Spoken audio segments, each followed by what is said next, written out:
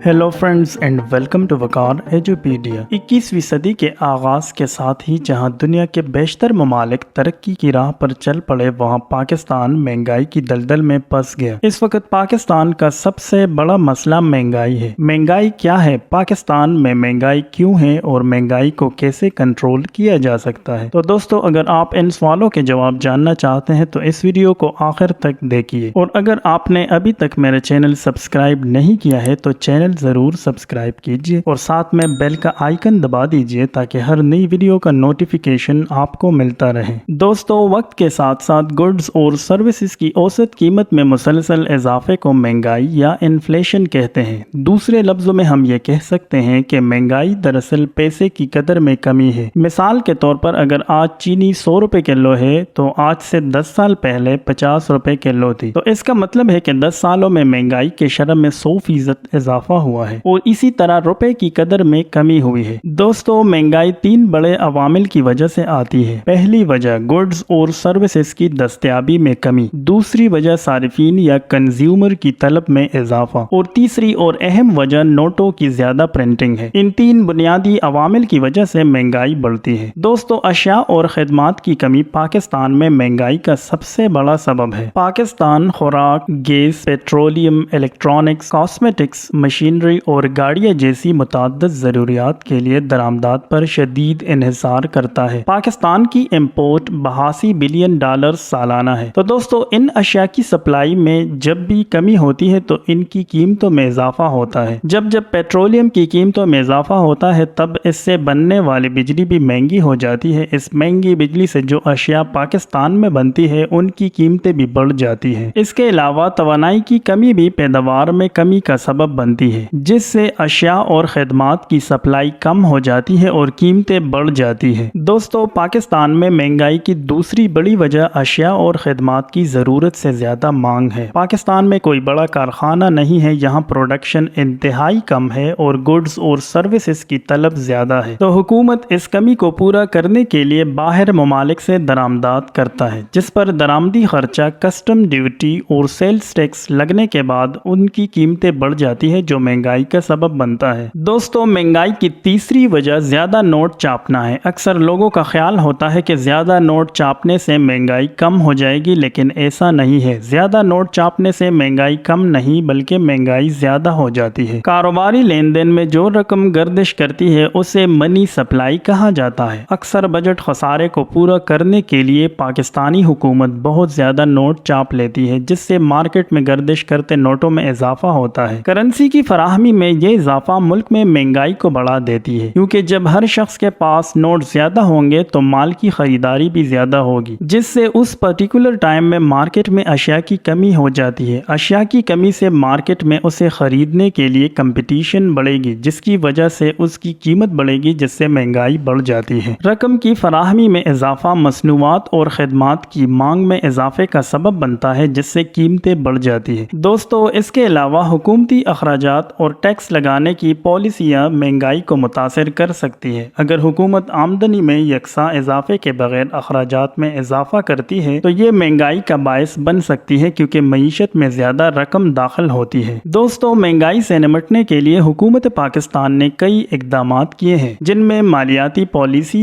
को सख्त करना, बजट के खसारे को कम करना और सामान और खिदमात की फराहमी को बेहतर बनाने के लिए इस्लाहात का नफाज शामिल है। ताहम महंगाई अब भी मुल्क के लिए एक अहम चैलेंज बनी हुई है। महंगाई को कम करने के लिए हुकूमत के पास पहला हथियार शरह सूद में इजाफा करना होता है। स्टेट बैंक महंगाई से लड़ने के लिए इंटरेस्ट रेट में इजाफा करता है। पाकिस्तान में इस वक्त इंटरेस्ट रेट 22% है। ज्यादा इंटरेस्ट रेट से खरीदारों के लिए कर्ज हासिल करना मुश्किल हो जाता है, जिसकी बदौलत अशिया की मांग कम हो जाती है और कुव्वत खरीद में कमी हो जाती है, जो महंगाई में कमी का सबब बनता है। शरह सूद के अलावा हुकूमत बुनियादी अशिया और खिदमात की कीमतों में इजाफे को महदूद करने के लिए कीमतों को कंट्रोल करने के लिए इक़दामात करती है, जिससे महंगाई में कमी वाक़या होती है। इसी तरह खुराक की किल्लत को कम करने के लिए हुकूमत ज़रूरी पैदावारी सलाहियत को बेहतर बनाने के लिए इक़दामात करती है, जिससे खुराक की फराहमी में इजाफा और खुराक की कमी के खतरे को कम करने में मदद मिल सकती है, जिससे महंगाई को कंट्रोल करने में मदद मिलती है। दोस्तों, इसके अलावा हुकूमत सरकारी अखराजात में कमी करके महंगाई को कम करने के लिए اقدامات کرتی ہے۔ مختلف اشیاء پر سبسڈی میں کمی، پبلک سیکٹر کی تنخواہوں میں کمی سے مہنگائی کنٹرول ہو سکتی ہے۔ دوستو، مہنگائی کو کم کرنے کے لیے ایک اور آپشن یہ ہوتا ہے کہ حکومت ٹیکسوں میں اضافہ کرے۔ اس طرح گردش میں موجود رقم کم ہو جاتی ہے، لیکن بعض اوقات زیادہ ٹیکس اقتصادی ترقی اور ملازمت کی تخلیق پر اثر انداز ہو جاتی ہے، کیونکہ کاروباری لوگ زیادہ ٹیکسوں کے جواب میں سرمایہ کاری اور ملازمتوں میں کمی کر سکتے ہیں، کیونکہ زیادہ ٹیکس ان پر بوجھ بن جاتا ہے۔ اس کے علاوہ بدعنوانی اور کرپشن کو کم کر کے مہنگائی کم ہو سکتی ہے۔ بدعنوانی کو کم کر کے اور ٹیکس وصولی کے عمل کو بہتر بنا کر حکومت اپنی آمدنی میں اضافہ کر سکتی ہے اور مزید رقم چھاپنے کی ضرورت کو کم کر سکتی ہے۔ اس طرح مہنگائی کی شرح میں کمی واقع ہو سکتی ہے۔ دوستو، یہ سب اصلاحات کرنے کے باوجود بھی پاکستان میں مہنگائی دن بدن بڑھ رہی ہے، تو اس کی کیا وجہ ہو سکتی ہے؟ دوستو، پاکستان میں مہنگائی اس لیے کم نہیں ہوتی کیونکہ پاکستان کا بیرونی اور اندرونی قرضہ 280 بلین ڈالرز ہے۔ پاکستان کی امپورٹ 82 بلین ڈالر سالانہ ہے، جبکہ ایکسپورٹ 40 بلین ڈالر سالانہ ہے۔ پاکستان میں باہر سے لوگ جو پیسہ اپنوں کو بیچتے ہیں وہ 30 بلین ڈالرز کے آس پاس ہے سالانہ۔ تو دوستو، پاکستان کا سالانہ خسارہ 12 بلین ڈالرز ہو جاتا ہے۔ اسی وجہ سے پاکستان کو IMF سے قرض لینا پڑتا ہے۔ پاکستان اب تک IMF، ورلڈ بینک اور دوست ممالک سے 140 بلین ڈالرز قرضہ لے چکا ہے۔ پاکستان کو سالانہ تقریباً 22 بلین ڈالرز قرضے اور سود کی مد میں واپس کرنا پڑتے ہیں۔ تو جب 22 بلین ڈالر سسٹم سے نکل جاتے ہیں تو یہ مہنگائی کا طوفان لاتے ہیں۔ اب اس کا حل کیا ہے؟ دوستو، اس کا حل یہ ہے کہ ہمیں